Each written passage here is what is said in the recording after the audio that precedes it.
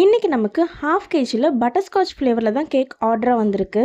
இந்த customer already நம்மக்கிட்ட cake order பண்ண ட்ரை பண்ணாங்க. பட் அந்த டைமில் நமக்கு வேறு சில ஆர்டர்ஸ் இருந்ததுனால இவங்களோட கேக் ஆர்டர் நம்மளால் எடுக்க முடியாமல் போயிடுச்சு. அண்ட் இந்த டைம் அகெயின் இவங்களோட ஆனிவர்சரிக்காக தான் நம்மக்கிட்ட கேக் ஆர்டர் பண்ணியிருந்தாங்க. மோஸ்ட்லி நம்மக்கிட்ட கேக் ஆர்டர் கொடுக்குற கஸ்டமர்ஸ் எல்லாருக்கிட்டேயும் அவங்களோட கேக் என்ன டிசைனில் வேணும்னு அவங்கக்கிட்டே கேட்டுட்டு நமக்கு இன்னும் வேலை ஈஸியாக முடிஞ்சிடும். ஸோ இவங்ககிட்டயும் நம்ம அந்த மாதிரி டிசைன் கேட்டப்போ இவங்களுக்கு வந்து அந்த மாதிரி எந்த ஐடியாவும் இல்லை. பட் இவங்க பசங்களுக்கு ஸ்ட்ராபெரிஸ் ரொம்ப பிடிக்கும் அப்படின்றதுனால ஸ்ட்ராபெரிஸ் இருக்கிற மாதிரி டாப்பிங் மட்டும் பார்த்துக்கோங்க, மற்றபடி டிசைன் உங்கள் இஷ்டம் அப்படின்னு சொல்லிட்டாங்க.